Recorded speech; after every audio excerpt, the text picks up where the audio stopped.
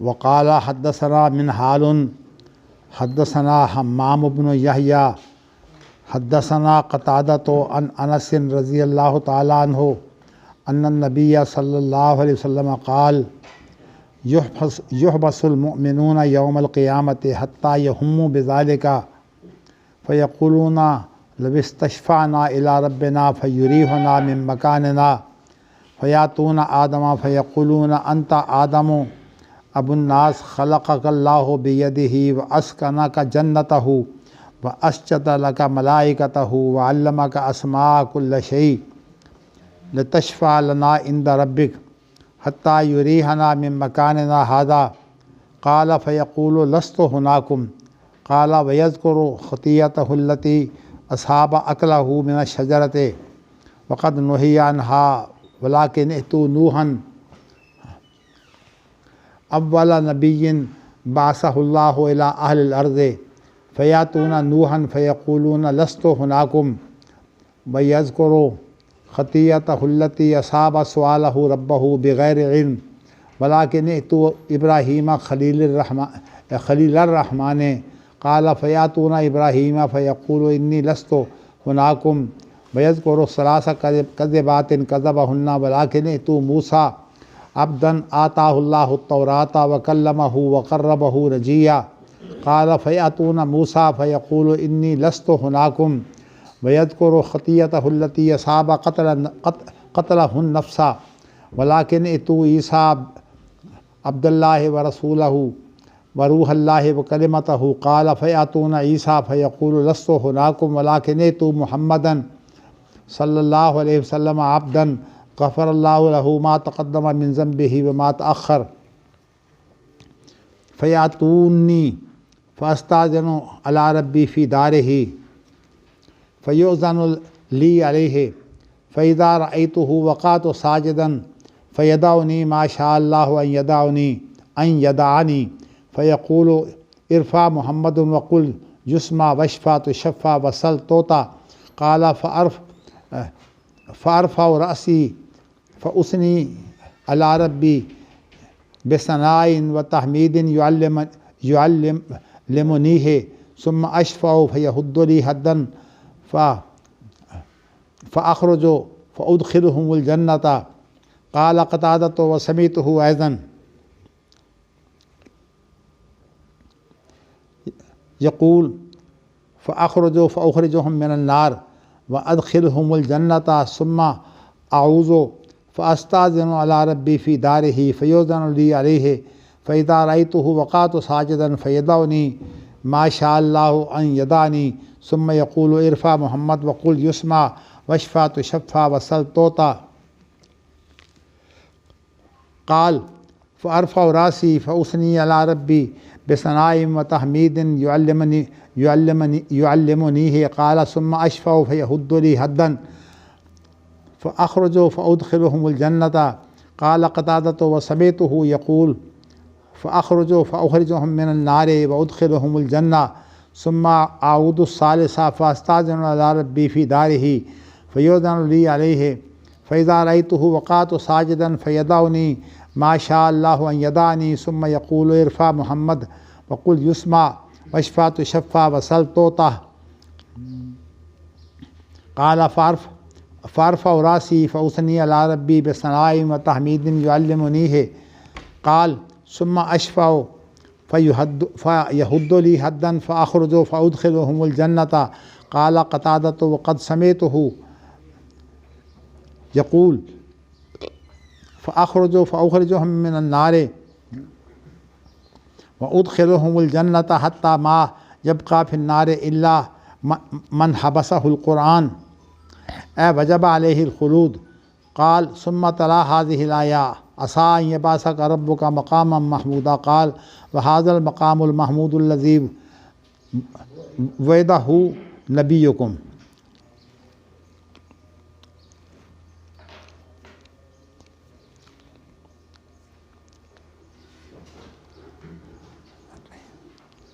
امام بخاری نے یہ جو حدیث آج میں نے لمبی حدیث پڑھی ہے اس کو الگ حدیث کے طور پر بیان نہیں کیا، بلکہ اس کو جو ہے وہ لفظ قال سے بیان کر کے پہلی حدیث کے مانوی تائید کے لیے لائے ہیں۔ ایک ہوتی ہے جو مطابقت کی شکل، تو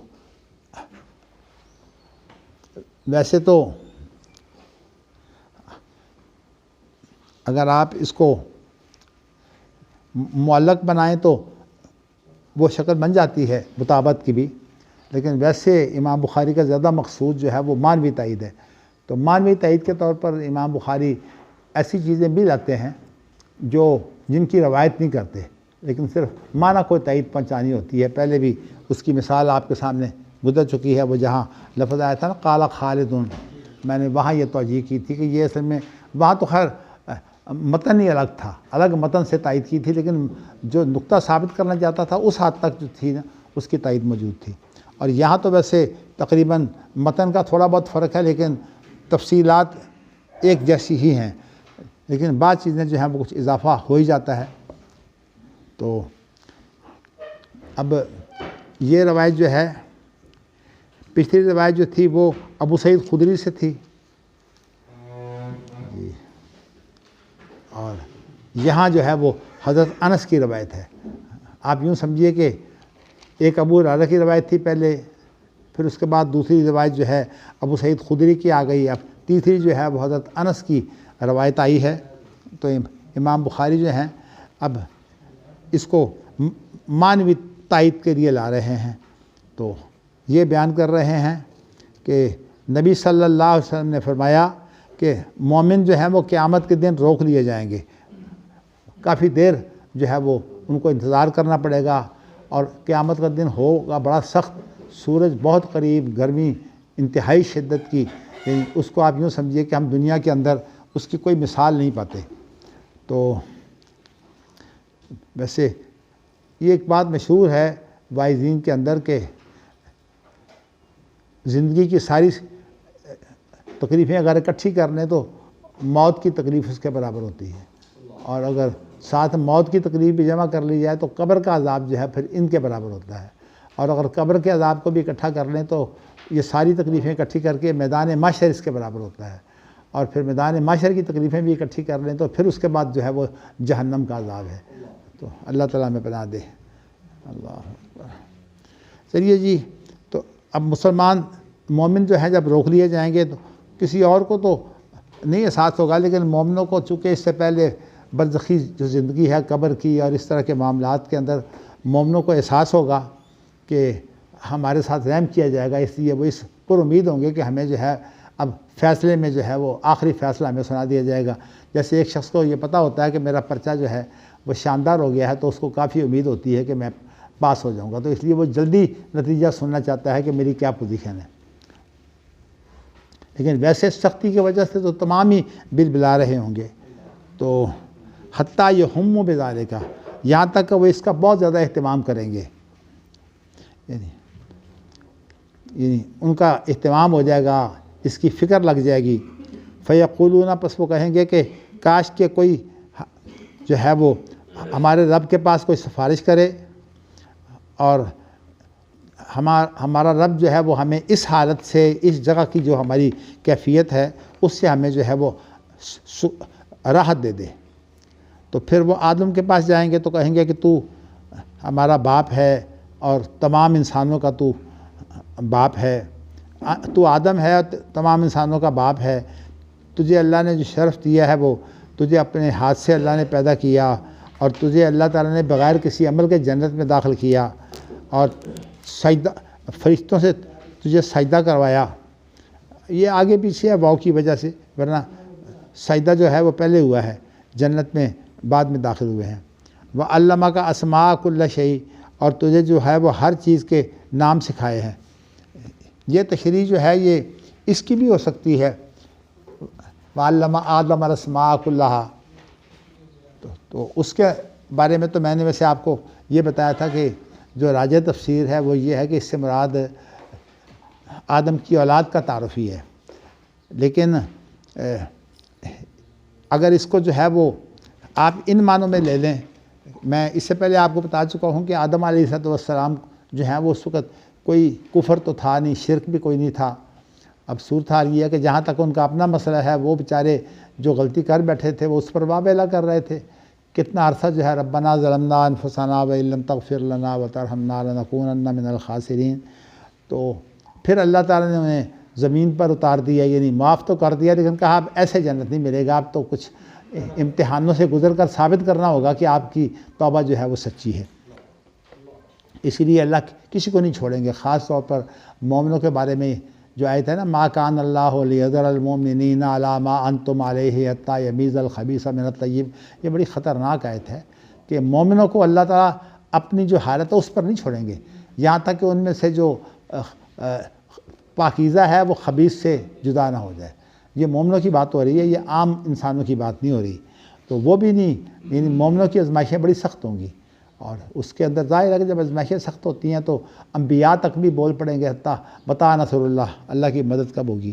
تو یہ علمہ آدم و علمہ کا اسماء کل شیء کا مفہوم ایک یہ بھی ہے کہ آدم علیہ السلام ویسے تھے نبی، یعنی اللہ کی طرف سے قرآن مجید میں یہ آیا نا کہ اما یاتینکم منی ھدی فمن تبع ھدایا، تیرے پاس ہدایت آئے گی، اس میں اشارہ ہے کہ اللہ کی طرف سے انہیں وحی ہوگی۔ تو وہ نبی تھے، لیکن نبی ہونے کے ساتھ ساتھ انہیں جو زیادہ ہدایات دی گئی ہیں وہ دینی امور کے بارے کے ساتھ ساتھ جو ہے وہ دنیاوی زندگی گزارنے کے لیے جو ہے وہ بڑی ہدایات جو ہیں وہ ان کو ملی ہیں۔ اور وعلم آدم الاسماء کلھا کا ایک مفہوم یہ بھی ہے کہ انہیں جو مختلف زبانیں ہیں وہ سکھا دی جائیں گی۔ یہ بہت بڑی بات ہے کہ مختلف زبانیں بھی سکھا دی جائیں۔ تو اسی طرح جو ہے وہ جو زمین کے اندر جو انہوں نے جن چیزوں کو استعمال کرنا ہے اس کے بارے میں بھی انہیں بتایا گیا کہ کیسے، حتیٰ کہ آپ یوں سمجھ لیں کہ مکانات بنانے ہیں، اس کے بارے میں بھی جو ہے وہ ان کو تعلیم دی گئی۔ اسی طرح جو ہے وہ انہوں نے کھیتی باڑی کرنی ہے، اس کی بھی انہیں تعلیم دی گئی۔ تو اس وجہ سے جو ہے وہ ان کی چونکہ زیادہ رہنمائی جو ہے وہ دنیاوی امور میں کی گئی ہے، اس لیے ان کا جو کوئی پروگرام ایسا نہیں تھا کہ معاشرے میں کوئی بہت بڑا بگاڑ ہو، جس بگاڑ کی انہوں نے جو ہے وہ ایک پروگرام کے تحت، منصوبے کے تحت جو ہے وہ اس کی اصلاح کرنی ہے۔ اور میں یہ آپ کو بتا چکا ہوں کہ نبی کا اور رسول کا یہی فرق ہوتا ہے کہ رسول کو ایک پورا پروگرام دیا جاتا ہے، اور جو بگاڑ ہوتا ہے اس کے مطابق اسے جو ہے معجزے دیے جاتے ہیں، اور ان معجزوں کے برابر پھر جو ہے وہ رسول ہماری رہنمائی کرتا ہے مکمل، یعنی جو ہماری ضرورت ہوتی ہے رسول اس حد تک ہماری ضرورت تو پوری کرتا ہے۔ باقی یہ ہے کہ اس کا جو دائرہ کار ہے اس کے مطابق خیال رکھا جاتا ہے، اور محمد صلی اللہ علیہ وسلم کا دائرہ کار چونکہ پوری انسانیت ہے اور پوری زمین ہے، اس اعتبار سے آپ عالمگیر نبی بھی ہیں اور آپ دائمی نبی بھی ہیں۔ اس لیے اب کوئی شخص یہ نہیں کہہ سکتا کہ اللہ کے رسول کی جو تعلیمات ہیں وہ ایک محدود وقت کے لیے یا مخصوص لوگوں کے لیے تھی، جیسے کہ یہ باس پارٹی نے جو ہے وہ یہ بات بنائی ہوئی ہے کہ وہ تو صرف عربیوں کے لیے نبی ہیں، اوروں کے لیے نہیں ہیں۔ یہ باس پارٹی جو ہے نا وہ جگہ جگہ جو مسلمان ملکوں میں، عراق میں، شام میں، اب یہ شام میں تو اس وقت بھی باس پارٹی حکمران ہے، ویسے تو صدام کا تعلق بھی باس پارٹی سے تھا۔ تو ان کا جو ہے وہ اصل بگاڑ وہی ہے، جو غامدی کا بگاڑ بھی یہی ہے کہ وہ اصل مخاطب سمجھتا ہے اس دور میں، اس لیے بہت سی چیزیں جو ہیں وہ اس دور سے متعلق سمجھتا ہے بعد میں، جیسے کہ وہ کہتا ہے کہ اب قتال ہے ہی نہیں، قتال ختم ہو چکا۔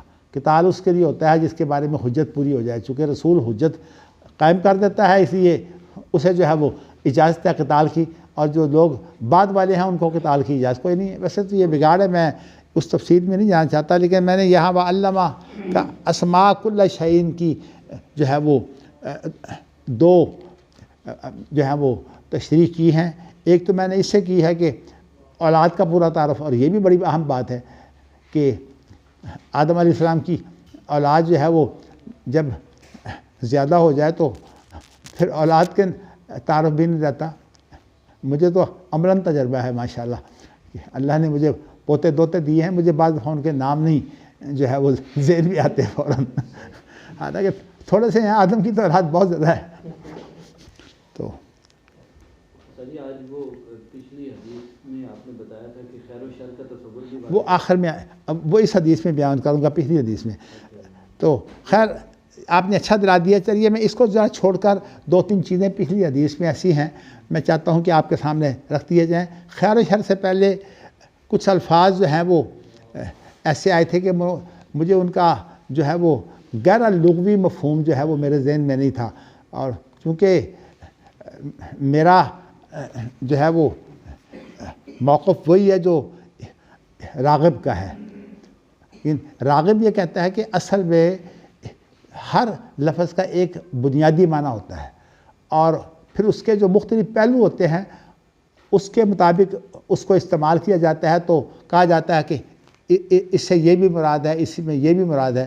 تو اس لیے کسی بھی لفظ کے لیے بنیادی اس بات کی بڑی اہمیت ہے کہ اس کا اصل معنی کیا ہے.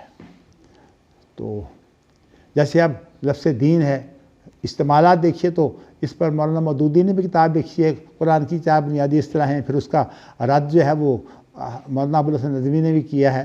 مطلب یہ کہ اختلاف ہی کیا ہے, لیکن بنیادی بات جو ہے وہ دین کا بنیادی تصور کیا ہے؟ اللہ سے وابستگی. انقیاد کا معنی ہوتا ہے کسی کا قیدی بن جانا.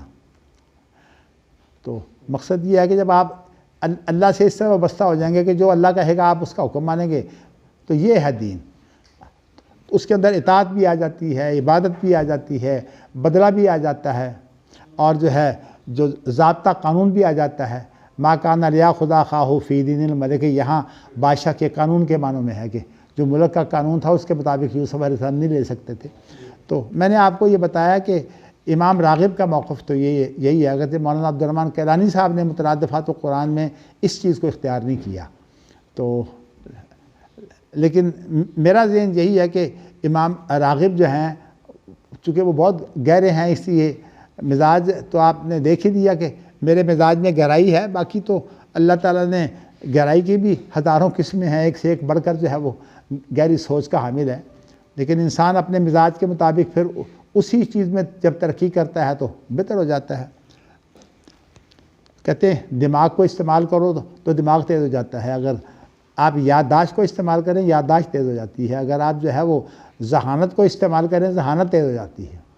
اور ویسے ابن خلدون نے فلسفہ تاریخ کے اندر یہ بیان کیا ہے کہ یہ جو دیہاتی اور شہری جو ہیں ان کے دماغ کو کوئی فرق نہیں ہوتا, صرف ماحول کی وجہ سے جو ہے وہ طبیعتوں میں فرق آتا ہے. اس لیے کہ کسی کا ماحول سادہ ہوتا ہے, کسی کا ماحول جو ہے وہ ایک قبیلے اور برادری کا ہوتا ہے. جب شہروں میں آ جاتے ہیں تو وہاں جو ہے وہ مختلف قبائل اور مختلف برادریاں ہوتی ہیں, تو اس وجہ سے وہاں جو ہے وہ بڑے انسان کو جو ہے وہ وزاداری کرنی پڑتی ہے, رکھ رکھاؤ رکھنا پڑتا ہے.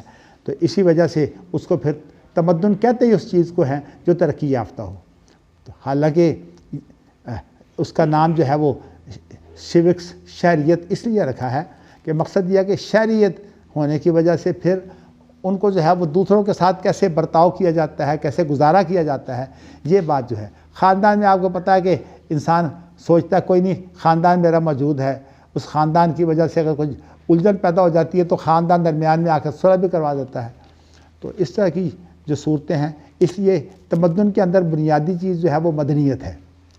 بلکہ کتابوں کے اوپر بعض دفعہ اس کو جو ہمارے خاص طور پر ایف اے تک کے کورس ہیں اس کے اندر مدنیت میں پڑھاتے ہیں, جس کو سیوکس بھی کہا جاتا ہے.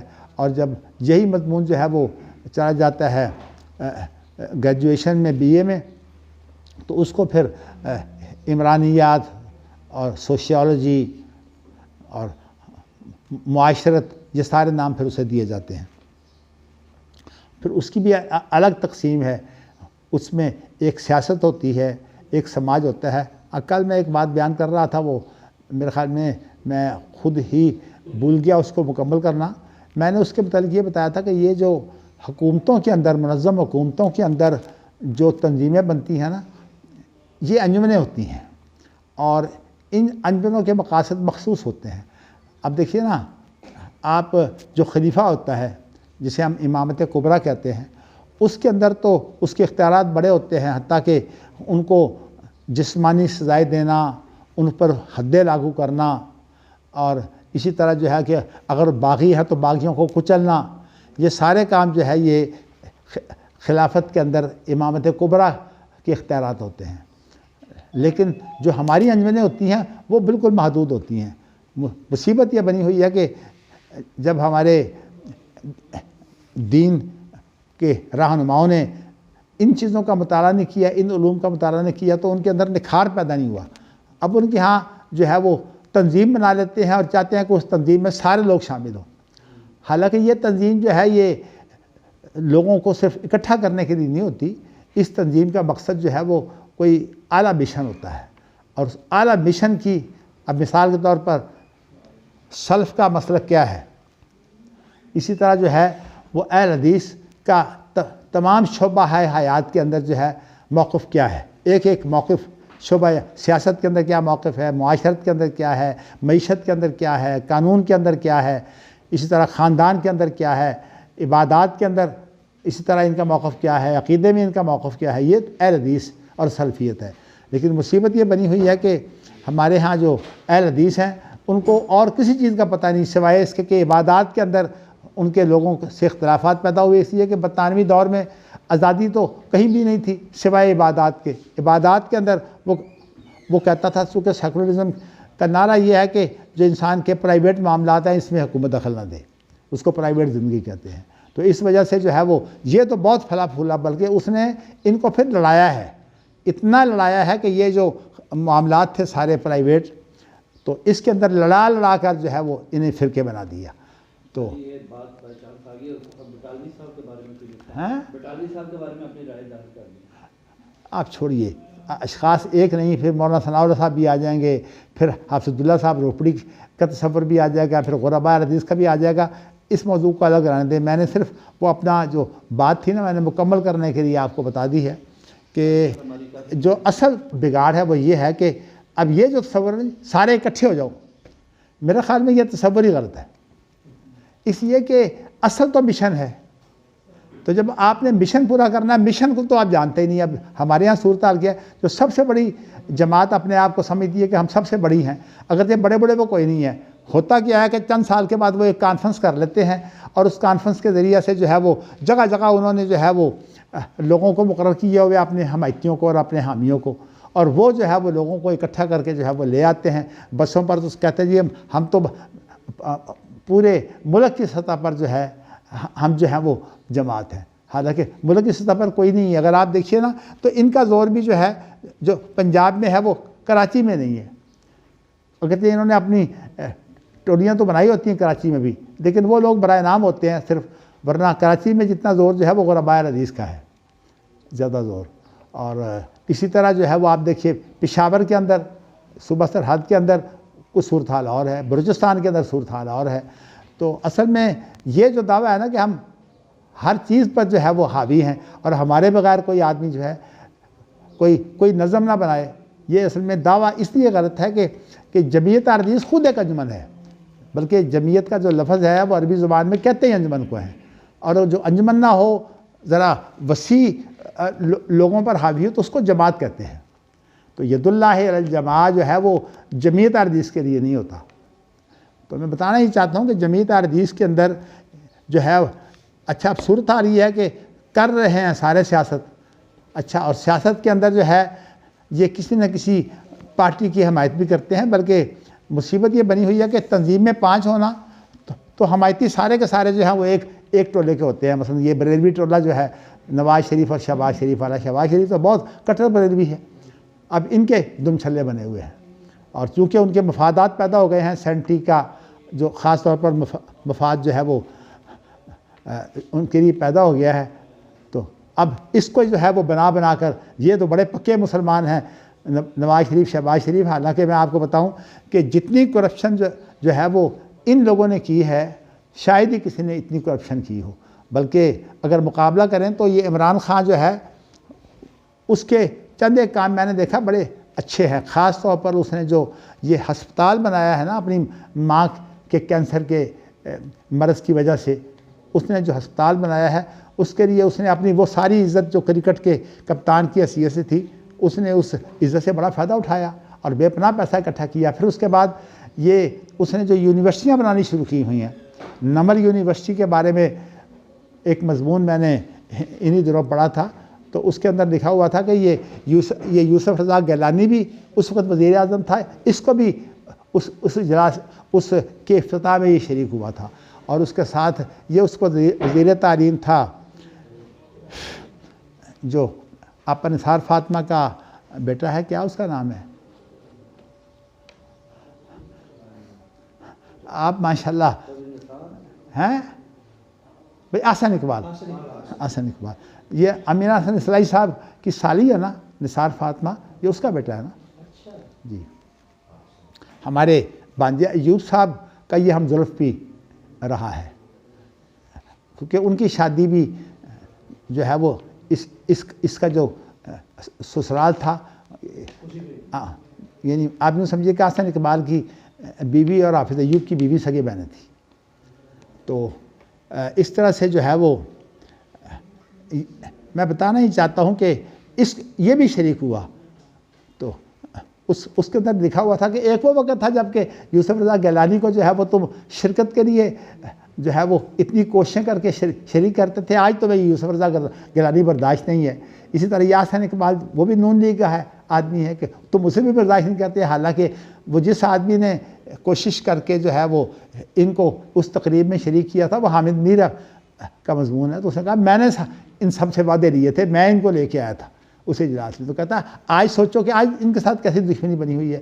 اصل بات یہ ہے کہ سیاست تو اتنی خطرناک ہے کہ ایک گھر میں ایک بھائی جو ہے وہ ہوتا ہے پیپلز پارٹی کا، دوسرا مسلم لیگ کا ہوتا ہے، تیسرا کسی اور پارٹی کا ہوتا ہے۔ یہ سیاست ہے، اقتدار کی جنگ ہے۔ تو میں آپ کو بتا یہ رہا ہوں کہ اسی طرح یہ کہنا کہ ہم سیاست بھی کریں اور اس کے بعد جو ہے وہ پارٹی بازی نہ ہو، یہ تو ممکن نہیں ہے۔ سیاست تو اصل میں ہے ہی تقسیم در تقسیم۔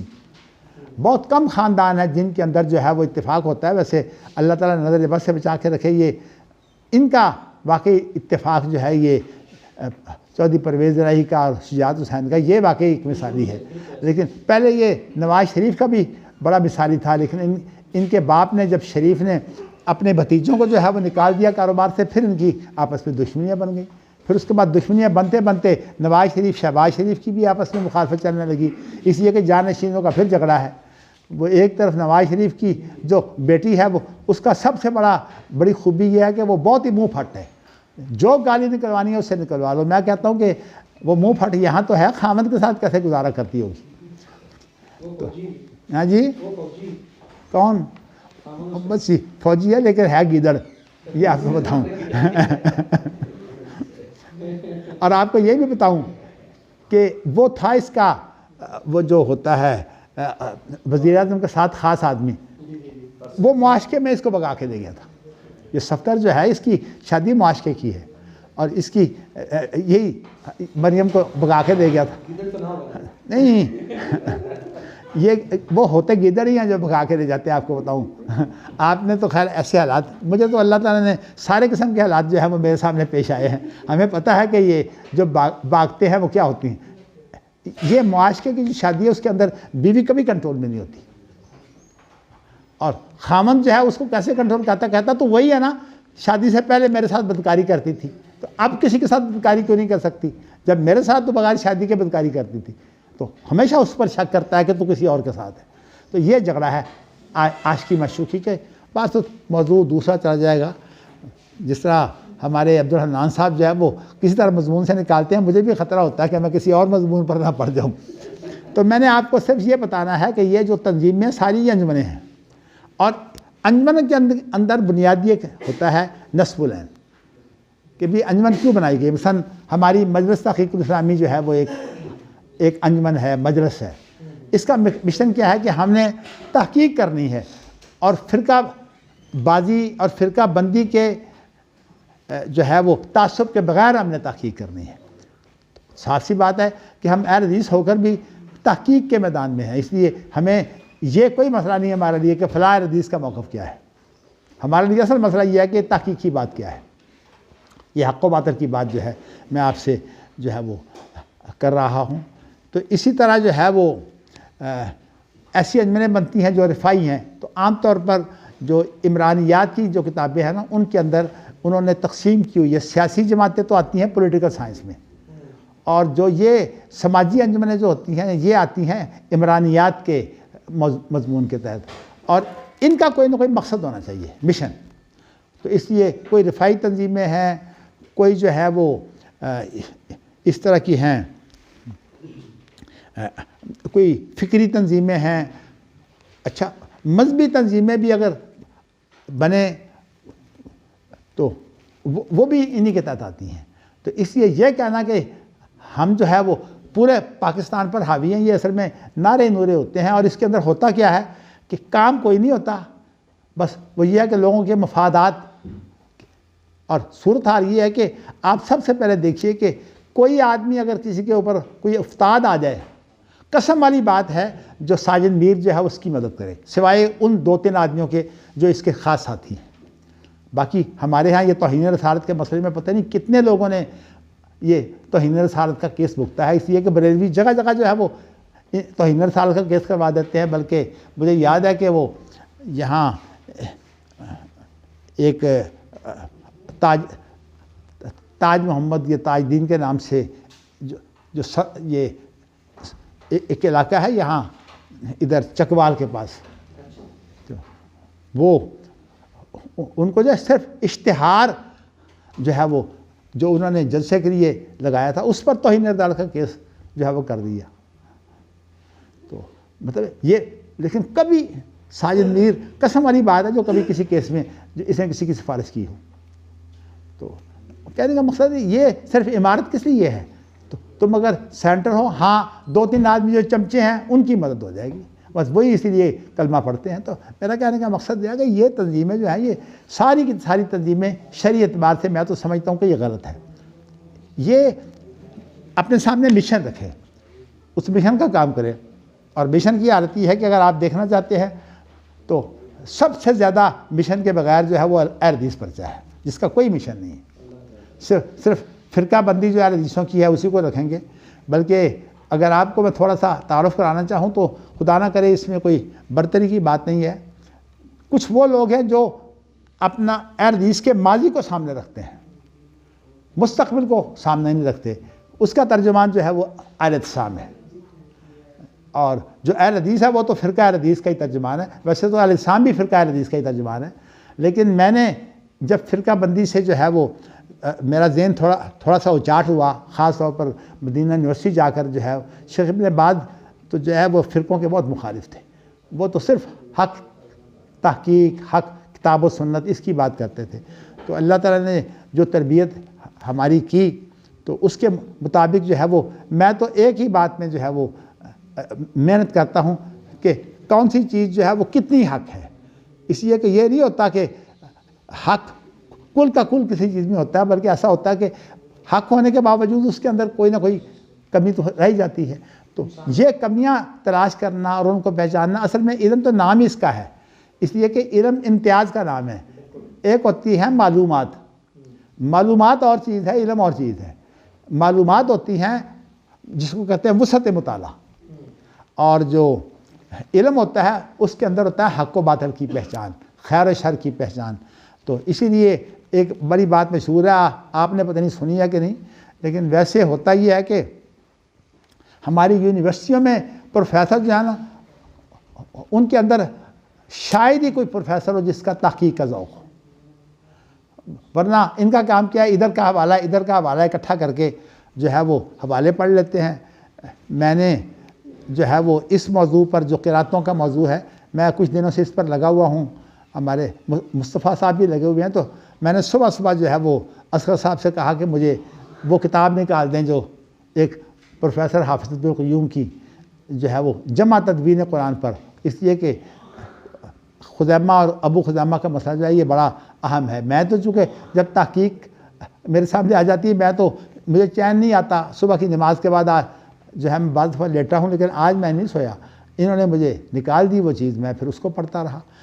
بڑی جو ہے وہ مجھے دکھ ہوا کہ علماء کے حوالے دے دے کر الجھ کر اس مسئلے کو حل نہیں کیا کہ بھئی یہ جو مسئلہ ہے کہ حضرت اس جو ہے ابو بکر صدیقی دور میں جو جمع قرآن تھا اس کا فرق، اور جو اس طرح جو ہے وہ جو حضرت عثمان کا جمع قرآن ہے اس کا فرق کیا تھا، اس کو نہیں حل کیا۔ نہ صحف کا مسئلہ کہ عام طور پر صدیقی دور میں جو قرآن مجید آیا اس کو صحف کہتے ہیں، اور جو حضرت عثمان نے جمع کیا اس کو مصحف کہتے ہیں. تو اس کو حل نہیں کیا اور مسئلوں میں پڑ گیا. تو میں پھر اتفاق سے میری بات ہو گئی طاہر اسلام سے. میں نے اسے کہا کہ بات یہ ہے کہ آپ یوں سمجھیے کہ پروفیسروں کو جو ہے وہ تحقیق نہیں آتی. بس ان کا ایک ہی کام ہے اس کتاب کا حوالہ, اس کتاب حالانکہ اس کتاب میں وہ چیز ہوتی نہیں, اس کتاب میں وہ چیز نہیں ہوتی, حوالے بھر دیتے ہیں, بس یہی تحقیق ہے. اور اصل میں یہ طریقہ کار جو ہے نا, یہ اصل میں سائنس کے لیے تو کامیاب ہے, اس لیے کہ سائنس کے اندر جو چیزیں ایک دفعہ ثابت ہو چکی ہیں, تحقیق کا کام یہ ہے کہ ان ثابت شدہ چیزوں کو جو ہے وہ ملا کر ایک نتیجہ نکالا جائے. لیکن ہماری جو ہے شریعت, اس کے اندر تحقیق کا یہ تصور نہیں. اس کے اندر تو یہ ہے کہ کتاب و سنت جو ہے وہ معیار حق ہے, اور اس کے بعد جتنے بھی علماء ہیں وہ تمام کے تمام جو ہے وہ اجتہادات کرتے ہیں, اور اجتہاد کے اندر کسی اجتہاد کو اگر ترجیح ہو سکتی ہے تو کتاب و سنت کی تائید کے ساتھ. تو اس لیے اس کے اندر جتنے مرضی اجتہادات آپ کر رہے ہیں, کتاب و سنت کی تائید نہ ہو تو کچھ بھی نہیں ہے. تو اس لیے یہ جو بات ہے یہ, لیکن دینی مدارس کے اندر اب مصیبت یہ بنی ہوئی ہے کہ ان کے ہاں تحقیق اس لیے نہیں ہو سکتی کہ ان کا جو لیول ہے وہ بہت چھوٹا ہوتا ہے. یہ ابھی تقلید کے لیول میں ہوتے ہیں. اپنے امتیازی مسائل بھی ہمارے طلبہ کو نہیں پتہ ہوتا کہ امتیازی مسائل کی, حالانکہ امتیازی مسائل تو فرقہ وارانہ ہے. اگر فرقہ وارانہ ذہن ہو تو امتیازی مسائل کی معافی تو نہیں چاہیے. ہمارے یہاں بڑے بڑے عالم وہ ہیں جن کو امتیازی مسائل کے اندر کوئی نہ کوئی موقف ہے, ان کو ہم کہتے ہیں کہ بس شیخ العرب والعجم بھی وہی ہوتے ہیں. اور اسی طرح جو ہے وہ بڑی بڑی ان کی تعریفیں کر کے, حالانکہ ان کا صرف تعلق ہوتا ہے ان مسائل سے جو فرقہ وارانہ مسائل ہیں, یا کم از کم جو ماضی میں مسائل گزر چکے ہیں. تو میرا جو ذوق تھا وہ ابتدا میں یہ تھا کہ میں نے تحقیق کرنی ہے, اس لیے میں نے اس کا نام جب رکھا ہے تو میں ثناء اللہ اور مولانا عبدالسلام کرانی رحمہ اللہ, ہم سب نے مل کر اس کا نام رکھا تھا. میں نے کہا تھا کہ اس میں ایک آدمی کی تحقیق جو ہے ہونے کی بجائے ہم جو تحقیقات یہاں ہوں گی اس کے اوپر آپس میں بیٹھ کر پھر ہم مذاکرہ کیا کریں گے, تبادلہ خیال کر کے پھر ہم تحقیق کو شائع کیا کریں گے. اب میرا تو اللہ کا شکر ہے مزاج ابھی تک وہی ہے. تو باقی الحمدللہ ایک سے ایک بڑھ کر ہوتا ہے. میں یہ تو نہیں کہتا میرے ساتھی جو ہے اللہ کا شکر ہے مجھ سے بڑھ کر ہی تھے, تو لیکن پھر بھی اللہ تعالیٰ نے ہر ایک کو جو چیز دی ہوتی ہے وہ دوسرے کے پاس نہیں ہوتی. تو میں آپ کو ابھی یہ حق و باطل کی بات جو ہے اس ضمن میں میں دوسری طرف چلا گیا, لیکن حق و باطل کا میں نے کہا تھا کہ آپ کو خیر و شر کے مقابلے میں آپ کو جو ہے وہ فرق بتاؤں گا. اصل میں اس کی جو اصل جڑ ہے اس سوال کی وہ یہ ہے جو میں نے اسی لیے اس کا آخری حصہ چھوڑ دیا تھا. اس کے اندر یہ ذکر آتا ہے, میں پہلے آپ کو بتا رہا ہوں, ذکر یہ آتا ہے کہ نبی اکرم صلی اللہ علیہ وسلم سفارش کا دروازہ کھولیں گے, اور سفارش کا دروازہ کھولنے کے بعد پھر جو ہے وہ تمام سفارش کرنے والے جو ہیں ان کے لیے دروازے کھل جائیں گے. اور پھر جو ہے فرشتوں کی سفارشیں, انسانوں کی سفارشیں, اور حتیٰ کہ آپس میں جو ہے رشتہ داری تو خیر رہ نہیں جائے گی. الاخلاء یومئذ بعضهم لبعض عدو الا المتقین, متقیوں کے علاوہ کوئی آپس میں تعلق میں باقی نہیں رہ جائے گا, سب دشمن بن جائیں گے. یہ دوست محبت کرنے والے, حتیٰ کہ ماں باپ بھی اگر اس طریقے پر نہیں ہوں گے تو ماں باپ اولاد کے دشمن ہوں گے اس وقت. تو وہاں جو ہے وہ تقوی کی بنیاد پر جو ہے وہ دوستی ہوگی. تو اس وقت جو ہے وہ پھر سفارشیں ہو جائیں گی. تو ان سفارشوں کے اندر جو ہے وہ جتنی بھی حدیثیں میں نے جو ہے وہ مصطفیٰ صاحب وہ اللہ جزائے خیر دے, انہوں نے مجھے بخاری اور مسلم کی ساری حدیثیں جو ہیں وہ اکٹھی کر دی تھیں. اس لیے کہ میرا ذہن یہی ہے کہ جب مجھے تحقیق کرنی ہو تو میں تمام قرآن کی آیتیں اور حدیثیں اکٹھی کرنے کے بعد پھر اس کا ایک موقف جو ہے کوشش کرتا ہوں کہ ایک تیار ہو جائے.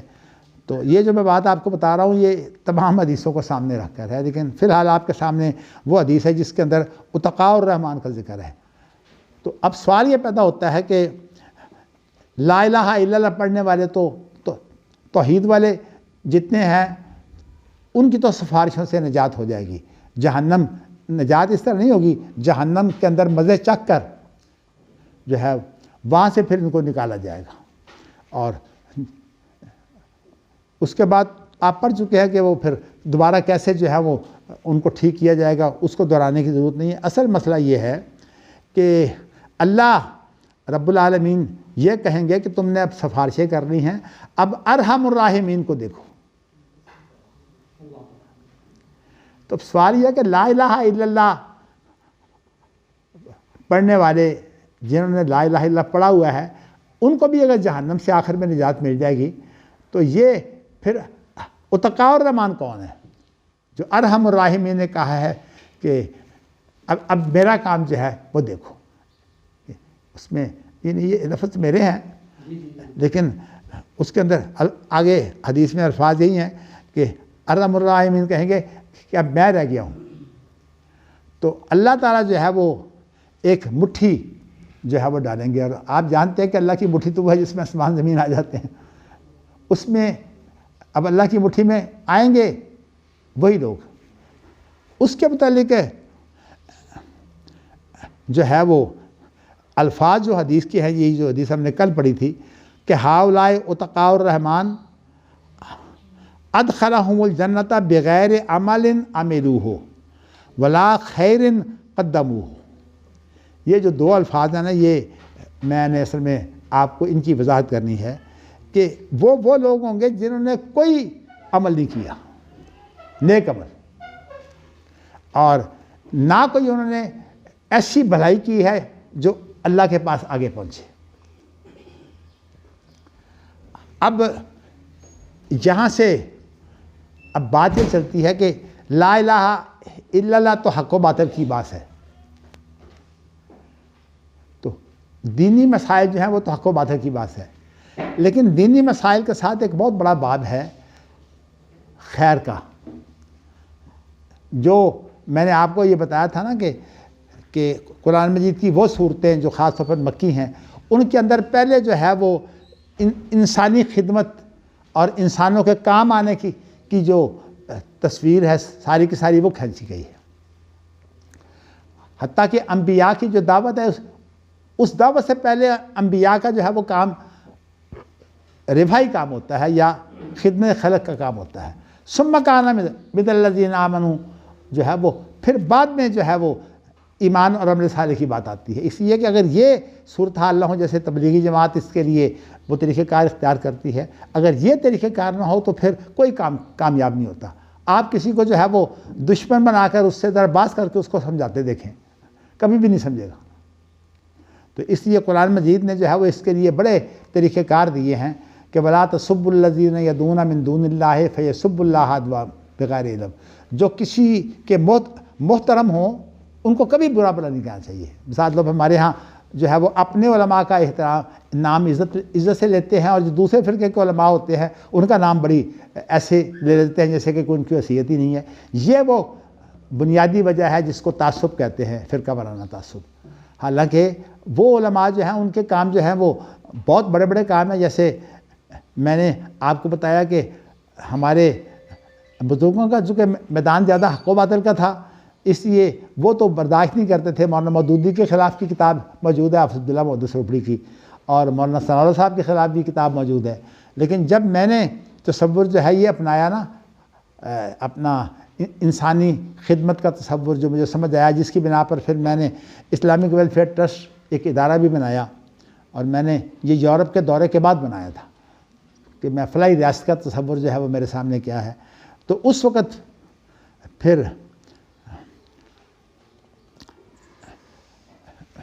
میں نے اس چیز کو جو اہمیت دینی شروع کر دی کہ جو کسی کا خیر کا کام ہے اس کی تعریف ہونی چاہیے۔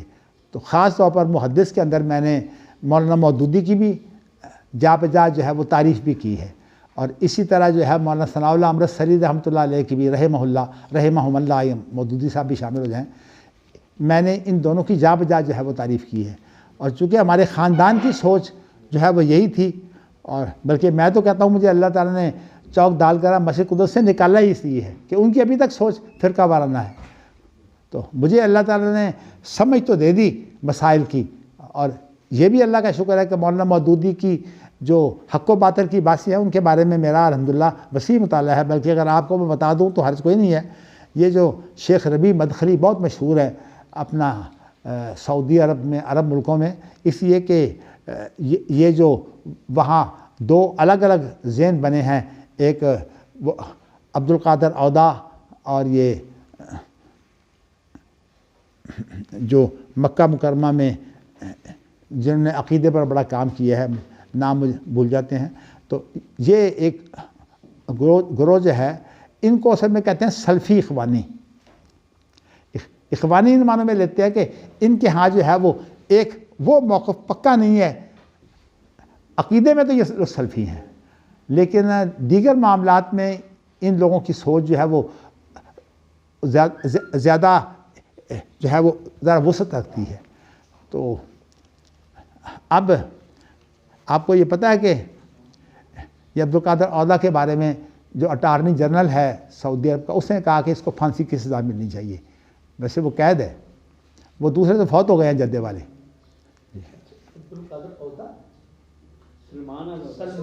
سلمان الاودا، انا اللہ، عبد القادر اودا تو وہی ہیں جو ہائی کورٹ کے تھے جنہوں نے کتاب لکھی ہے، اب مجھے جو ہے وہ مغالطہ ہو گیا ہے، تو اللہ اکبر اللہ اکبر۔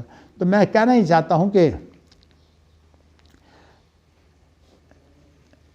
میں نے جب یہ ذہن میں بیٹھ گئی بات کہ دین کے پھیلاؤ کے لیے بڑا ضروری ہے کہ آپ سب سے پہلے جو ہے وہ انسانی خدمت کا کام کریں، اور دوسرا دین کا تصور میرا یہ بنا کہ اصل میں کسی انسان کو جو ہے وہ بہتر سے بہتر بنانے کے لیے دین آیا ہے۔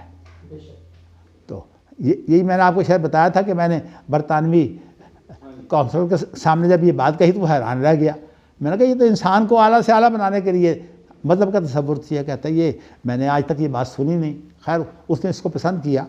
تو میں یہ بتانا ہی چاہتا ہوں کہ یہ جو عام طور پر دینداروں میں فرقہ وارانہ آپس میں تعصبات ہوتے ہیں نا، تو اس کی وجہ سے عام طور پر جو ہے وہ بڑی نفرت پیدا ہوتی ہے، تو اس سے بڑا فائدہ اٹھاتا ہے خاص طور پر جو سپر قوتیں ان کو تقسیم کر کے ان کو آپس میں لڑاتی ہیں۔ تو اس بنا پر جو ہے وہ میرا یہ ذہن ہے کہ دین کا تصور اگر مضبوط ہو تو یہ فرقہ وارانہ جو ہے فرقہ واریت پیدا نہیں ہوتی۔ تو اس اعتبار سے میں الحمدللہ حق و باطل کے سلسلے میں وضاحت تو پوری کرتا ہوں، لیکن آپ کو یہ بتاؤں کہ میرا ویسے معاشی رویہ یہ نہیں ہے۔ جب معاشرت میں ہم اکٹھے ہوتے ہیں تو عام طور پر میرا موقف یہ ہوتا ہے کہ جو ہمارے مشترکات ہیں جن پر ہم اکٹھے ہیں ان کو جو ہے وہ ہم بنیاد بنا کر اس کو آگے بڑھائیں۔ تو مجھے کام کرنے کا موقع ملا ہے شریعت بل کے اوپر کافی، تو اس وقت میرا انداز یہی تھا، اور اسی لیے جو ہے وہ مختلف فرقوں کے اندر مجھے بڑا پسند کیا جاتا ہے کہ دیکھو مدنی صاحب میں تعصب نہیں ہے، لیکن میرے ساتھ جو کچھ ہوتا ہے نا، وہ جو کچھ میرے ساتھ کرتے ہیں وہ بھی مجھے پتہ ہے کہ وہ کتنا تعصب میرا، اس کے باوجود کہ میں تو دوسروں کا دھیان رکھتا ہوں لیکن وہ مجھے کبھی معاف نہیں کرتے کہ یہ اہل حدیث ہے۔ حتیٰ کہ ایک ایسا اتفاق ہوا کہ مولانا ہم نے ایک کونسل بنائی تھوڑی سی کام کرنے کے لیے، مولانا عبدالغفار حسن صاحب میرے پاس 3 دن ٹھہرے اور ان کی کوشش سے ہم نے بنا لی۔ تو کونسل ہم نے بنائی تو ہم نے اس کے اندر جو ہے تمام گروہوں کو شامل کر کے جو ہے وہ ہم نے کونسل بنا لی۔ تو اس کے اندر جب ہم نے کونسل بنائی تو کہنے لگے بھی کونسل تو آپ نے بنا لی، کہتے ہیں انتخاب کرو۔ میں اس کے مخالف ہوں، یہ صدر اور سیکرٹری جنرل۔ میں نے کہا کہ یہ جو انتخاب ہوتا ہے نا، میرا تجربہ یہ ہے کہ پھر یہی لوگ رہ جاتے ہیں، باقی سب جو ہیں وہ بیٹھ جاتے ہیں گھروں میں، تو اس لیے انتخاب نہیں کرنا ہم نے، بس کام کرو۔ تو پھر وہ ڈاکٹر امین بھی اس میں تھے، ریاض الحسن نوری بھی تھے، تو ڈاکٹر امین کہتے ہیں بھی ایک کم از کم ایسا دفتر تو ہونا چاہیے نا جہاں ہم رابطہ کر سکیں۔ تو ظاہر ہے چونکہ اجلاس میں نے بلایا تھا، سارے لوگوں کو میں نے اکٹھا کیا تھا، تو انہوں نے کہا جی ٹھیک ہے مدنی صاحب جو ہے وہ رابطہ سیکرٹری کے طور پر کام کر لیں، یعنی جس نے رابطہ کرنا وہ ان سے کہیں، لیکن میں کوئی جنرل سیکرٹری نہیں تھا، وہ رابطہ سیکرٹری تھا، ناظم دفتر آپ سمجھیے۔ اب یہ ہے کہ مولانا عبدالغفار حسن چونکہ بزرگ تھے، نام تو ان کا بھی نہیں آیا۔ اچھا اب ہوا یہ کہ اس کے بعد جو ہے وہ ڈاکٹر امین نے پراپیگنڈا شروع کر دیا۔ پراپیگنڈا یہ شروع کر دیا کہ یہ جو کونسل بنی ہے اس کا نام تھا ملی کونسل۔ پراپیگنڈا یہ شروع کر دیا کہ دیکھو جی صدر بھی اہل حدیث اور جنرل سیکرٹری بھی اہل حدیث، حالانکہ میں نہ جنرل سیکرٹری تھا وہ صدر، لیکن وہ بزرگ صدر تھے، اس لیے کہا کہ وہ بھی اس طرح سے وہ تنظیم جو ہے وہ ناکام ہوئی۔ یہ ڈاکٹر محمد امین بڑا اپنی طرف سے صلح کن بنتا ہے، لیکن اندر سے میں نے دیکھا کہ اہل حدیث کو کوئی معاف نہیں کرتا۔ مثالیں میرے ساتھ لیے بہت ہیں، میں نے اگر آپ کو اس لیے مثال دے دی ہے کہ آج کل وہی ڈاکٹر محمد امین نے ایک دھاندلی کی ہوئی ہے، وہ یہ ہے کہ ایک شرعی ملی کونسل بنائی ہوئی ہے، اور اس کا جو ہے وہ جنرل سیکرٹری خود بن بیٹھا، حالانکہ وہ رابطہ سیکرٹری تھا۔ تو وہ جنرل سیکرٹری اس نے ایک اجلاس کے اندر جو ہے نہ مجھے اطلاع دی نہ حسن کو، ہم دونوں اس میں شامل تھے، بلکہ حسن اس کو اس دن ملا یونیورسٹی کے اندر، اتفاق سے پنجاب یونیورسٹی میں آیا ہوا تھا، اس کو بتایا ہی نہیں آج اجلاس ہے، اور اس اجلاس کے اندر جو ہے وہ اپنا نام جو ہے وہ جنرل سیکرٹری رکھ لیا۔ اب وہ پورا چھایا ہوا ہے جنرل سیکرٹری کے طور پر۔ مطلب لوگ تو اس طرح کرتے ہیں، جب سیاست آئی تو پھر دھوکے شروع ہو جاتے ہیں۔ تو میں نے آپ کو بتایا ہے کہ یہ تنظیمیں جو ہیں ساری یہ سیاست بازی ہے اور یہ دھوکے بازی ہے۔ میں تو سمجھتا ہوں کہ کوئی اگر بات ہو سکتی ہے تو تحقیقی ہو سکتی ہے، لیکن تحقیق بھی جو ہے اس کے لیے طریقہ کار یہ ہے کہ آپ ماحول کو دیکھ کر جو ہے علمی ماحول ہو تو تحقیقی بات کریں، اور اگر علمی ماحول نہیں ہے تو لوگوں میں پھوٹ نہ ڈالیں، اس وقت جو ہے وہ ان چیزوں کو ڈھونڈیں جو اکٹھی ہیں۔ مثال طور پر نماز کا مسئلہ ہے، آپ یہ بتائیے کہ پوری امت کے اندر ان کو شیطانوں کو چھوڑ دیں، یہ جو منکر حدیث ہیں، پوری امت کے اندر جو ہے وہ کبھی اس میں اختلاف ہوا ہے کہ پہلے قیام ہے، پھر رکوع ہے، پھر قومہ ہے، پھر سجدہ ہے، اس کے بعد بین السجدتین ہے، پھر سجدہ ہے، اور اس کے بعد تشہد ہے؟ کسی کا کوئی اختلاف ہے؟ ساروں کا اتفاق ہے۔ جھگڑے کس پر ہوتے ہیں کہ رفع دین 3 دفعہ کرنا ہے؟ بھئی یہ تو جزوی باتیں ہیں، جو بنیادی بات ہے اس میں تو پوری امت ایک ہے۔ تو بات بالکل وہی ہے۔ میں بلکہ اس کی مثال دیا کرتا ہوں کہ یہ سڑک پر جا رہے ہیں، کوئی سائیکل پر جا رہا ہے، کوئی موٹر سائیکل پر جا رہا ہے، کوئی کار میں جا رہا ہے، اب سب کا مقصد جو ہے وہ ایک ہی ہے کہ ہر ایک نے اپنی ایک خاص جگہ پر پہنچنا ہے، کوئی آپس میں لڑتا نہیں۔ وہ نہیں کہتا کہ تو سائیکل پر کیوں جا رہا ہے، وہ نہیں کہتا کہ تو جو ہے وہ موٹر سائیکل پر کیوں جا رہا ہے، تو کار میں کیوں جا رہا ہے۔ ہم سب کا مقصد ایک ہے۔ کھانے پر بھی صورت آ رہی ہے، کوئی یہ نہیں کہتا کہ پہلے تو یہ کھا، پہلے تو یہ کھا، جو کسی کا دل چاہتا ہے وہ پہلے کھا لیتا ہے۔ اب دیکھیے ہم وہاں نہیں لڑتے، مذہب کی یہ بات آتی ہے تو ہم اختلافی مسائل ڈھونڈتے ہیں، جو مشترکہ مسائل ہیں ان کو ہم اہمیت ہی نہیں دیتے۔ تو میرا ہمیشہ رجحان یہ رہا ہے کہ مشترکہ مسائل کو جو ہے وہ اہمیت دینی چاہیے تاکہ مسلمانوں کے اندر پھوٹ نہ ہو۔ باقی یہ جو مسائل ہیں ان کا تعلق تحقیق سے ہے۔ اب مثال طور پر آپ کو میں پڑھا رہا ہوں، اس وقت چونکہ معاملہ تحقیق کا ہے، اس لیے میں چھوٹے چھوٹے مسئلے پر بھی آپ کو بتاؤں گا یہ فرق ہے۔ تو میں بات یہاں سے چلی تھی کہ ایک ہے حق و باطل۔ حق و باطل جو ہے اس کے اندر تو یہ ہے کہ حق و باطل کی کشمکش بھی ہوتی ہے، ٹکراؤ بھی ہوتا ہے، اور اس کے اندر یہی ہے کہ حق جو ہے وہ انجام کار ثابت ہو جاتا ہے کہ حجت اللہ کی پوری ہو جاتی ہے، اور جو باطل ہے وہ ختم ہو جاتا ہے۔ کہتے ہیں للباطل صولۃ ثم یضمحل، اور قرآن مجید کی یہ آیت جو ہے بل نقذف بالحق علی الباطل فیدمغہ فاذا هو زاہق، یہ جو ہے یہ قرآن مجید کی آیت جو ہے۔ تو یہ تو حق و باطل کی بات ہے، لیکن ایک یہاں جو لفظ آ گیا نا ولا خیر قدموہ، میں اس سے آپ کو خیر و شر کی بات بتانا چاہتا ہوں۔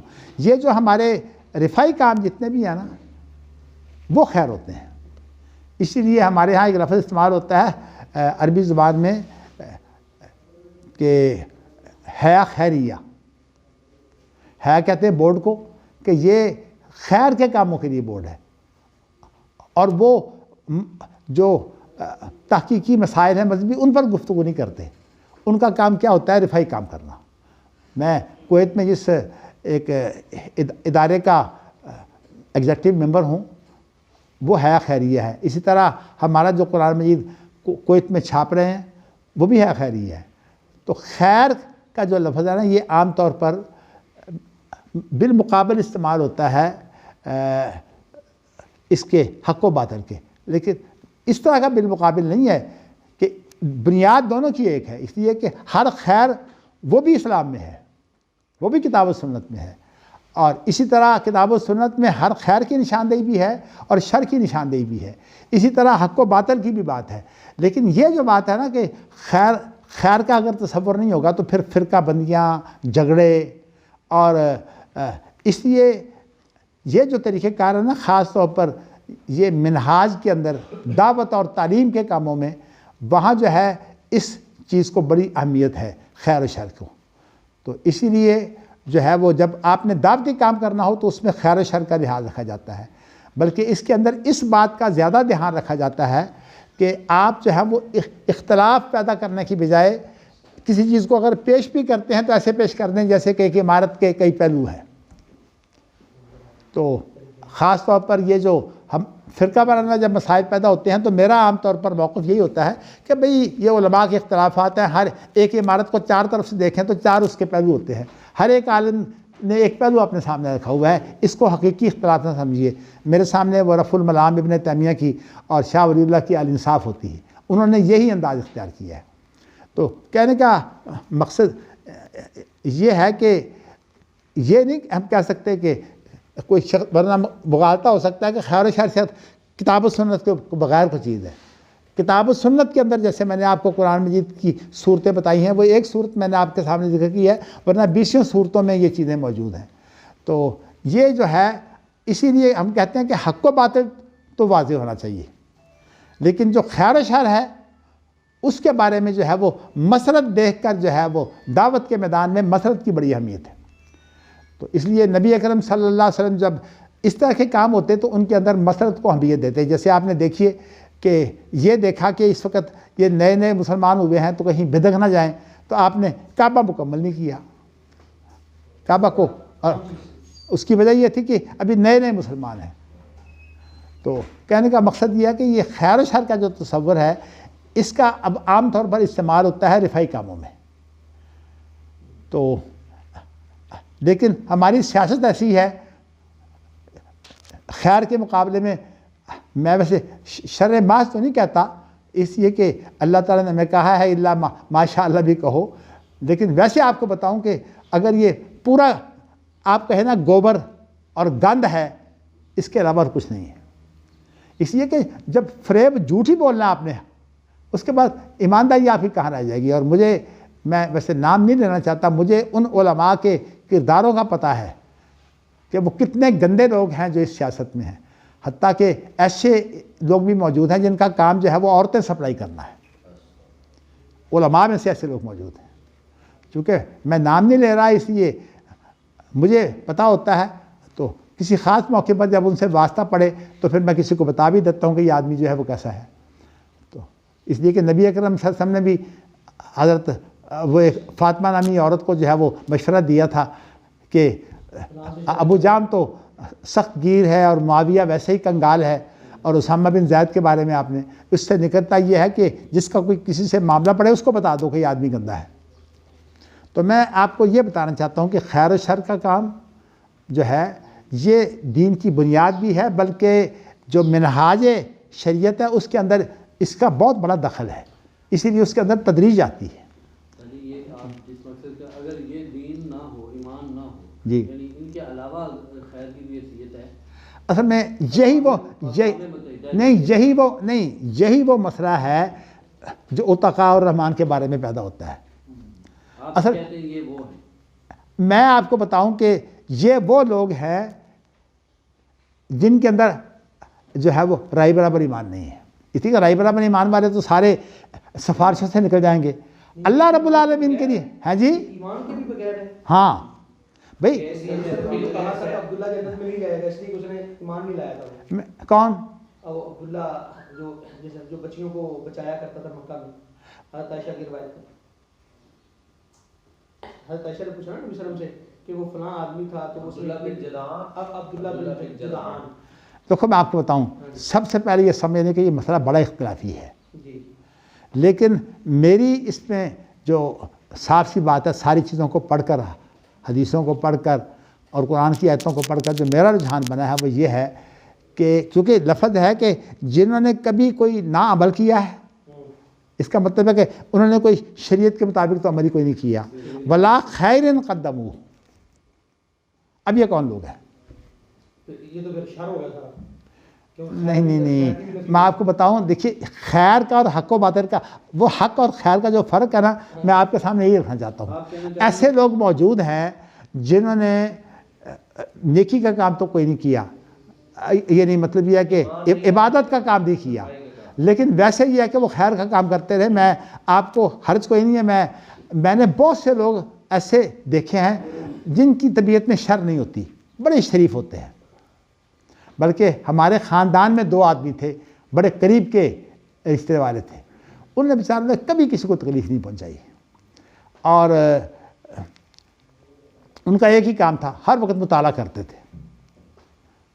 تو بہت قریب کا رشتہ میرے سگے ماموں تھے وہ، اور ایک جو تھے وہ میرے خالو تھے، جو میرے چھوٹے بھائی کے سسر تھے، وہ نماز بھی نہیں پڑھتے تھے، حتیٰ کہ عید کی نماز بھی نہیں پڑھتے تھے۔ لیکن ایمان تو موجود تھا۔ ذرا نہیں، آپ ذرا سن لیجئے نا، وہ پھر الگ بات ہے کہ اللہ تعالیٰ ایسے لوگوں کو توفیق بھی دے دیتے ہیں کہ انہوں نے کبھی نماز نہیں پڑھی، ایک ہی کام تھا گڈیاں اڑانا۔ جکی دروازے کے اندر جو ہے وہ بہت جہاں وہیں ہوتے تھے وہ، اور گڈیاں اڑاتے تھے۔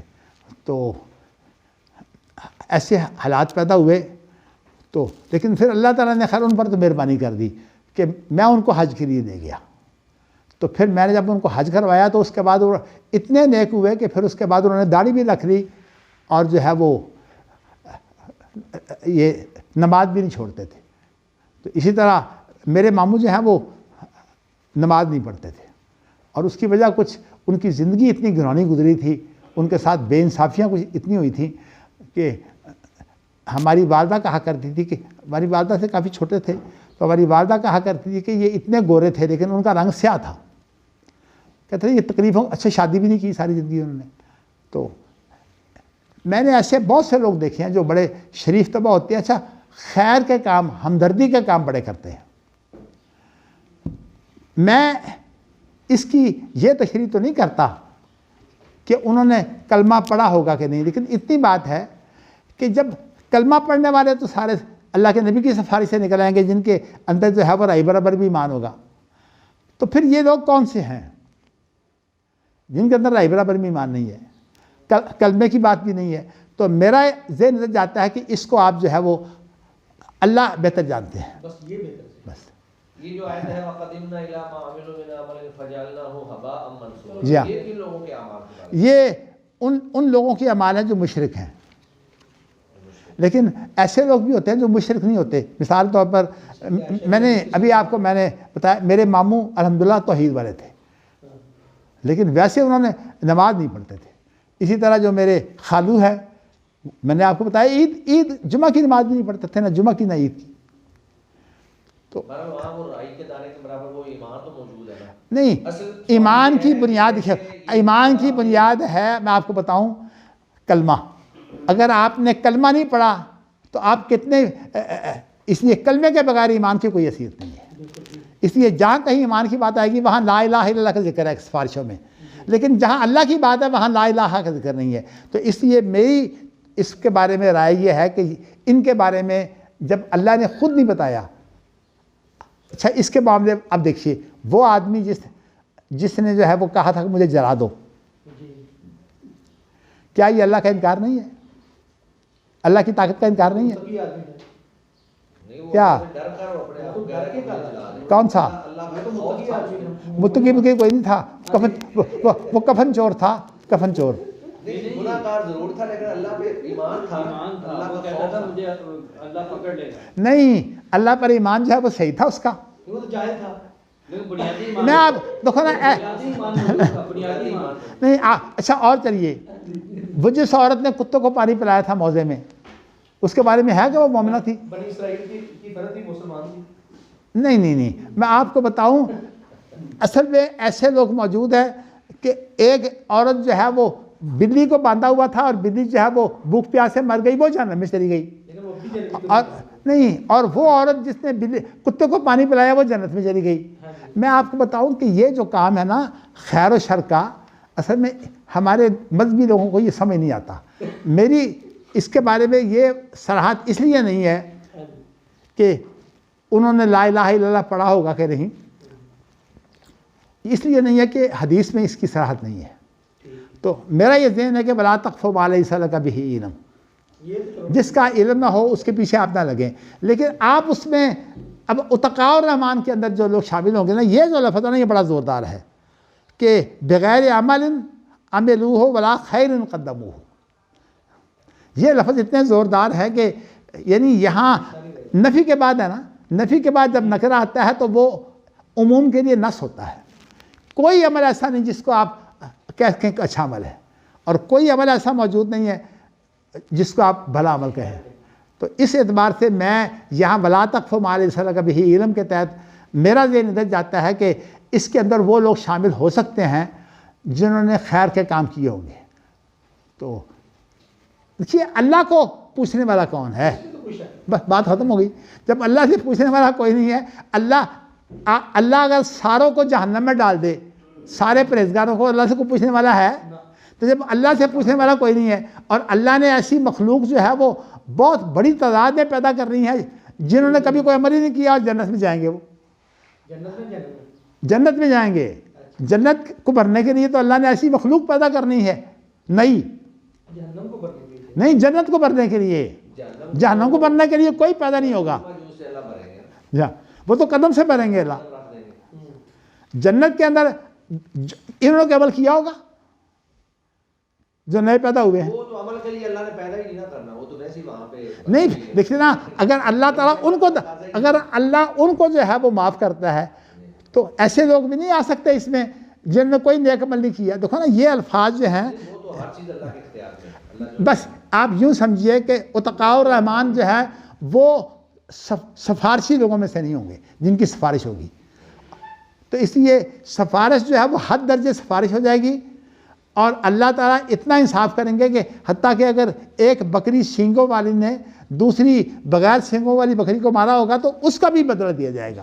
تو میں کہتا ہوں جب اللہ تعالیٰ بغیر عمل کے ایک بہت بڑی تعداد جو ہے وہ جنت میں داخل کر سکتی ہے، تو جن لوگوں نے جو ہے وہ کوئی خیر کا کام نہیں کیا، کوئی نیک عمل نہیں کیا، تو اب ان لوگوں کو جو ہے وہ اگر کوئی انہوں نے انسانی ہمدردی کی ہو، جیسے کہ اس عورت نے جو ہے وہ حالانکہ وہ زانیہ تھی، وہ عورت بدکارہ تھی جس نے جو ہے وہ پانی پلایا ہے. اس کے ایمان کی نفی کا تذکرہ نہیں آیا، اصل میں عمل صالح کا تذکرہ نہیں، ایمان کا ذکر بھی نہیں ہے. تو اس لیے جب ذکر نہیں دیکھیے یہ بات قطعاً نہیں کہی. اللہ کے رسول نے وہاں صرف نیک عمل کا ذکر کیا ہے، ایمان کا ذکر ہی نہیں ہے. نیک عمل کا ذکر کیا ہے. آپ یہ بتائیے کہ بنی اسرائیل کو مذہب ہے؟ یہ تو نہیں بھائی، بنی اسرائیل کیا سارے جو ہیں وہ کوئی مذہب ہے؟ بنی اسرائیل تو نسل ہے. آپ نسل کی بات نہ کریں، نسل کی بنیاد پر تو کوئی بھی نہیں جائے گا. سب سے مضبوط مذہب بنی اسرائیل میں آ رہی نہیں آپ اس مغالطے کا شکار ہیں. تمام بنی اسرائیل وہ نہیں دیکھیے یہ بات غلط ہے. نہیں آپ کو بتاؤں کہ بنی اسرائیل نہیں آپ مغالطہ کھا رہے ہیں.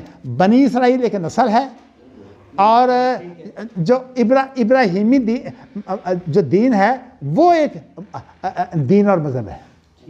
تو سارے بنی اسرائیل تو نہیں ہے جو دین ابراہیمی پر ہوں. بنی اسرائیل کو بطور مومن ہی کرا دیا.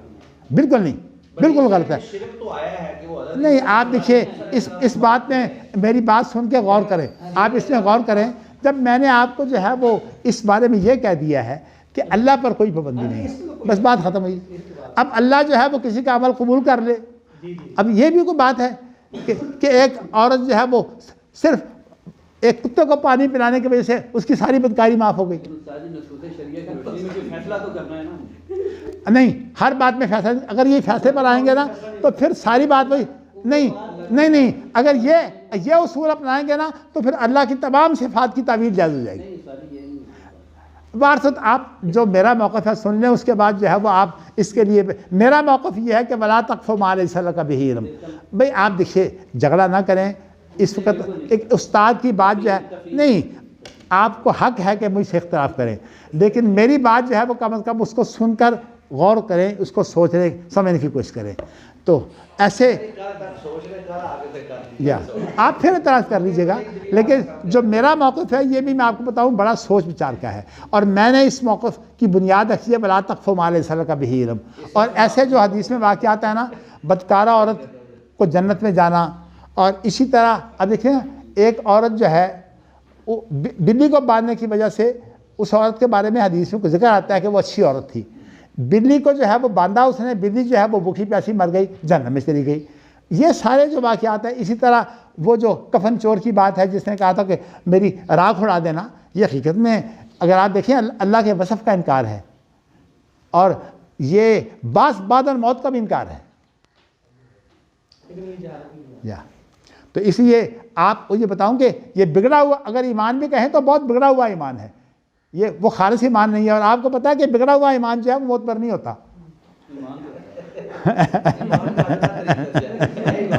چلیے آپ حدیث ہو کر جو ہے وہ ایمان کے اندر نہ تو عمل کو شامل کر رہے ہیں اور نہ ایمان کو جو ہے وہ حق قرار دے رہے ہیں. ایمان صریح حق ہے, حق کے علاوہ ایمان نہیں ہے. ہمارے بارے میں یہ آپ کا اضافہ ہے. بات میں نے آپ کو یہ بتایا ہے کہ دیکھیے ورقہ بن نوفل کے بارے میں ایمان نہیں لایا, وہ ورقہ بن نوفل کی نجات ہو جائے گی. تو اس لیے ضروری نہیں کہ کلمہ ہر ایک نے پڑھا ہو. اسی طرح بعض لوگوں نے کہا ہے اسی طرح بعض لوگوں نے کہا ہے کہ ایسے لوگ قریش میں موجود تھے جنہوں نے شرک نہیں کیا, ایمان بھی نہیں لائی, ان کی نجات ہو جائے گی. نہیں, اللہ کے نبی کے آنے کے بعد, جو نبوت کے اعلان کے بعد تو پھر ایمان لانا ضروری تھا. اگر پہلے نہیں لائے تو اس وقت تو نئی نبوت آئی نہیں. جو بھی بات ہے نا, وہ تو دین ابراہیم نہیں, آپ کو یہ بتاؤں کہ اللہ کو پابند کرنا جو ہے وہ کسی کا کام نہیں ہے. لا یسأل عما یفعل. اب یہ ہے کہ اگر اللہ کو پابند کرنا ہے تو پہلے اللہ سے کہیں کہ جنت کے لیے نئی مخلوق کیوں پیدا کی ہے. اس دلیل کا اس استدلال کے اوپر اتفاق ہو رہا ہے کہ نہیں ہو رہا, مسئلہ یہ. آپ دیکھیے, آپ میرا موقف جو ہے نا اس کو سمجھنے کی کوشش کریں, اس کے بعد اس موقف سے آپ بار بار اختلاف کریں, آپ کو حق ہے. لیکن میرا خیال یہ ہے کہ اس وقت ہم بات میں پڑ گئے تو پھر سبق رہ جائے گا. تو اس لیے جو تعلیم تعلم اور جو آداب تعلم اور تعلیم ہے نا, ان کے اندر یہی ہے کہ آپ میرا موقف جو ہے وہ پوری طرح سمجھ لیں. اچھا جی, 2-3 چیزیں ایسی ہیں جو میں سمجھتا ہوں کہ لغوی معنی کے اعتبار سے میں ان کی تشریح کرنا چاہتا ہوں جو کل ہم نے پڑھی تھی. ایک تو یہاں لفظ یہ آیا تھا کہ لفظ یہ ہے کہ مد حضرتن مذلتن, تو آپ کو میں نے بتا دیا تھا کہ اس سے مراد جو ہے وہ پھسلن ہے, جس کو نشیبی پھسلن کہتے ہیں. یہ تو دونوں کا, داز کا معنی بھی پھسلنا ہے اور مذلتن کا معنی بھی پھسلنا ہی ہے. اچھا, خطاطیف وہ جو اچک لیتے ہیں اور کلالی وہ جو انکڑے ہوتے ہیں ان کو بولتے ہیں. اس کے بعد لفظ ہے حسکتن مفلتحتن. حسکتن جو ہے وہ ایک پودا ہے جس کے اندر کانٹے بہت ہوتے ہیں, اور مفلتحتن کا لفظ آتا ہے کہ جو کانٹے سیدھے نہ ہوں, سیدھے نہ ہوں بلکہ اس طرح مڑے ہوئے کانٹے ہوں. تو اس لیے جو مفلتحتن اس سے مراد جو ہے وہ مڑے ہوئے کانٹے ہیں, اور حسکتن کا معنی کہ اس کے اندر بہت کانٹے ہوں گے, یعنی ایسے پودے ہوں گے جن کے اندر کانٹے ہوں. میں نے آپ کو جو ہے وہ کل ایک واقعہ بتایا تھا نا, مولانا عبدالسلام کلانی کی شادی والا. آپ نے کہا تھا روپڑی جو ہے وہ ہم اسی میں پڑ گئے تھے. وہ تھے پودے ہی جن کے اندر کانٹے تھے, ہم بار بار آئی کرتے تھے, وہ پانی کے اندر تھے, ہمیں پتہ نہیں لگتا تھا. تو اسی لیے میں نے ایک تو اس کا اچھا یہ 2 لفظ آئے تھے. باقی تو ایک لفظ تھا ناجم مخدوشن و مخدوشن فی نار جہنم. مخدوش اس کو بولتے ہیں جس کو زخم ہوں, اور مخدوش اس کو بولتے ہیں جس کو رگڑے آئیں. تو مقصد یہ ہے کہ جو کچھ کوئی رگڑے آتی ہے کسی کو, ہے قریب معنی ہی, لیکن میں نے آپ کو وہ بتایا نا کہ آپ کو وہ امام راغب والی جو بات ہے نا, کیونکہ میں تو اس کا حامی ہوں نا جی. تو وہ اگرچہ مولانا عبدالرحمن کیلانی صاحب جو ہے انہوں نے بہت محنت کی ہے, مترادفات قرآن ان کی کوئی معمولی سی کتاب نہیں ہے, لیکن اس کے باوجود انہوں نے مقدمے میں راغب کا موقف اختیار نہیں کیا.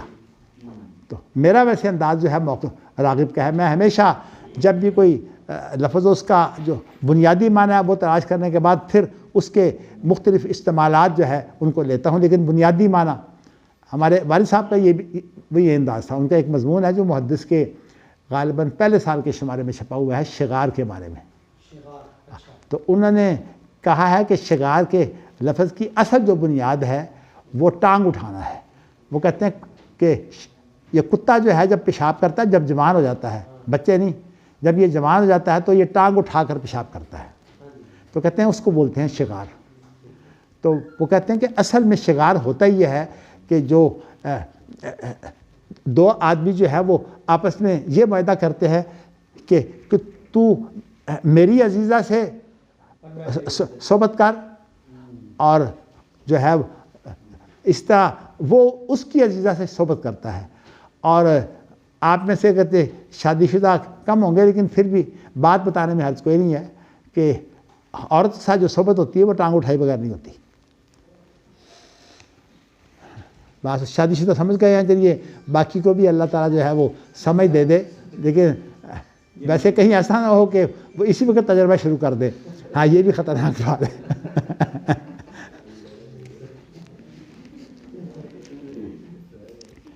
چلیے جی، تو یہ تو چند ایک الفاظ تھے جو میں نے آپ کو بتا دیے. چلیے باقی کوئی بات اگر اور ذہن میں آئی تو بتا دیں گے. تو آج آپ نے جو مجھے یاد کرایا تھا نا اس کی بنا پر جو ہے وہ میں نے حق و باطل اور خیر و شر کا جو تصور ہے نا اس کو واضح کیا ہے کہ اس سے ہمیں یوں نظر آتا ہے کہ اسلام جو ہے وہ انسانیت کا دین ہے. یہ جو ہمارے ہاں حقوق کے نام پر جو ہے وہ اسلام کو رگیدا جاتا ہے یہ بہت خطرناک مسئلہ ہے. بلکہ ہاں اسلام کا جو تصور ہے نا وہ یہ ہے کہ حقوق جو ہے وہ فرضوں کی بنیاد پر پیدا ہوتے ہیں. یعنی حقوق پیدا ہی نہیں ہوتے فرض کے بغیر، ذمہ داری کے بغیر حقوق پیدا ہی نہیں ہوتے. تو جتنی ذمہ داری ہوگی اتنے ہی حقوق ہوں گے. تو اس لیے ذمہ داری کی بنیاد پر جو ہے وہ حقوق پیدا ہوتے ہیں. لیکن جو اس وقت مغرب کا سپر قوتوں کا جو موقف ہے، مغرب میں اسی بات کرتا ہوں کہ چین اور روس کے اندر تو حقوق کا تصور ہی نہیں ہے نا، وہاں تو جبر ہی جبر ہے. لیکن یہ جو مغرب جو جمہوریت کا دعوے دار ہے اور انسانی حقوق کا دعوے دار ہے، ان کے ہاں جو ہے وہ یہ جو تصور ہے نا انسانی حقوق کا، یہ حقیقت یہ ہے کہ یہ ادھورا تصور ہے. اس لیے جب میں نے 1996 کی بات ہے غالباً، میں نے انسانی حقوق پر جو ہے وہ ایک ادارہ بنایا تھا، اور اس وقت جو ہے وہ میں نے اس کا کام بھی کیا. کافی ہم شہروں میں گئے. میرے ساتھ یہ سعید انصاری جو مسلم لیگ کے اہم لوگوں میں سے ہیں، ان کا جو سالہ ہے وہ عثمان انصاری جو ہے وہ عموماً وزیر ہوتا ہے صوبائی حکومتوں میں. اب بھی میرے خیال میں وہ ممبر ہے، اب وزیر تو خیر نہیں ہے. تو یہ سعید انصاری تو یہ میرے ساتھ ہوتے تھے، اور ہم نے زاہد انصاری کو بھی، زاہد راشدی کو بھی ساتھ لیا. گجرانوالہ میں ہم نے بہت بڑا کنونشن کیا، پھر فیصل آباد میں ہم نے بہت بڑا کنونشن کیا، اور اس کے اندر ہم نے بتایا کہ یہ جو انسانی حقوق کا جو مغرب کا نعرہ ہے یہ سارا فراڈ ہے. اصل میں حقوق کا جو نعرہ ہے یہ لڑانے کے لیے ہے. اسلام کے اندر جس کو آپ کہتے ہیں نا اپنا جنس مخالف، وہ اصل میں جنس مخالف نہیں ہے، وہ صنف نازک ہے. یہ ہم نے دو لفظ کو بہت اختیار کیا تھا. ایک ہوتی ہے جنس مخالف اور ایک ہے صنف نازک. صنف نازک کے اندر تو ہمدردی پائی جاتی ہے، اور جنس مخالف کے اندر دشمنی پائی جاتی ہے. بھئی مخالف ہے اس لیے جھگڑا تو لازماً ہوگا. تو بیوی کو جو ہے وہ آپ جنس مخالف نہ کہیے، ان کو صنف نازک کہیے. تو اس لیے ہم نے اس چیز کا پھر بڑا ہی جو ہے وہ پراپوگنڈا کیا تھا. لیکن پھر اتفاق سے میرے کو دورے باہر کے ہوتے تھے، اس لیے پھر میں اس کو جاری نہ رکھ سکا. لیکن ویسے وہ اس کے لیے ہم نے وہ جنرل راحت لطیف صاحب جن کا انتقال ہو گیا پیچھے، ان کو ہم نے ان کا ہیڈ بنایا ہوا تھا کہ آپ کام کریں. اس لیے کہ ان کی بیوی ماشاءاللہ ایسے بہت کام کرتی تھی. وہ اسلامک ویلفیئر ٹرسٹ کی جو ہے وہ نائب صدر تھی. تو اس نے بڑے کام کیے، بلکہ اس نے اپنے گھر کے اندر الہدا کی شاخ کھولی ہوئی ہے. آج تک وہ الہدا کی شاخ چل رہی ہے. تو اسی طرح جو ہے وہ اور بھی لوگوں نے بڑے کام کیے ہیں. خاص طور پر یہ چودھری شجاعت کی جو بیگم ہے کوثر شجاعت، اس کے بھی بڑے کام ہیں رفائی. اور اسی طرح آج کل وہ ایک صاحب ہیں انوار غنی یا غنی گراس والے، بہت ویسے پیسے والے آدمی ہیں. انہوں نے اسپتال بھی بنوائے ہیں کراچی میں. تو آج کل یہ ہمارے ساتھ بڑا تعاون کر رہے ہیں انوار غنی صاحب. ان کی بیگم جو ہے وہ بھی بہت زیادہ جو ہے وہ کام کرتی ہے خیراتی. میرا کہنے کا مقصد ہے جی عورتیں ویسے بڑی مذہبی ہوتی ہیں. نہیں، لیکن وہ تو اپنے خامد کو بھی جو ہے وہ اس نے مذہبی بنا دیا. ان کے خامد کم نہیں ہیں. ان کے خامد نے جو ہے وہ کراچی کے اندر یہ جو ڈائلسس سینٹر ہے نا وہ بنایا ہے، اور یہ بڑا مہنگا بنتا ہے، جس کے اندر گردوں کی صفائی کے لیے جو ہے وہ ڈائلسس ہوتا ہے. تو میں آپ کو بتاؤں کہ ایسے اگر آپ جو ہے وہ خیر کا کام کرنے والوں کو دیکھیں گے نا تو پھر شاید دیکھیے اللہ سے امید ہے، باقی دلیل کوئی نہیں ہے. میں آپ کو بتاؤں کوئی ایسی دلیل موجود نہیں ہے کہ لا الہ الا اللہ کے بغیر ہوگا. لیکن لا الہ الا اللہ کا ذکر بھی نہیں ہے، اور جہاں ذکر نہ ہو عدم ذکر بھی تو جو ہے وہ ایک اہم چیز ہے نا. ہاں جی، عدم ذکر بھی ایک اہم چیز ہے. بلا تقف ما لیس لک بہ علم کا تعلق بھی اسی کے ساتھ ہے. اس لیے میں نے یہاں حق و باطل کی آیت نہیں پڑھی، یہاں میں نے وہ آیت پڑھی ہے کہ جہاں علم نہ ہو وہاں جو ہے وہ آپ کہیں کہ بھئی اللہ کی مرضی. ہم یہ کہہ سکتے ہیں اللہ کی مرضی، اللہ جس کو چاہے دے دیں، لیکن اس کا انکار نہ کریں گے، نہیں اللہ کو پابند نہ کریں. ویسے میں نے مولوی وحید الزماں کو دیکھا ہے ماشاءاللہ کہ وہ جگہ جگہ جو ہے وہ بہت سے ایسے کلمے کہے جاتے ہیں. وہ کہتے ہیں کہ جب ذکر نہیں ہے تو پھر نہ ہم ادھر ہے نہ ہم ادھر ہے.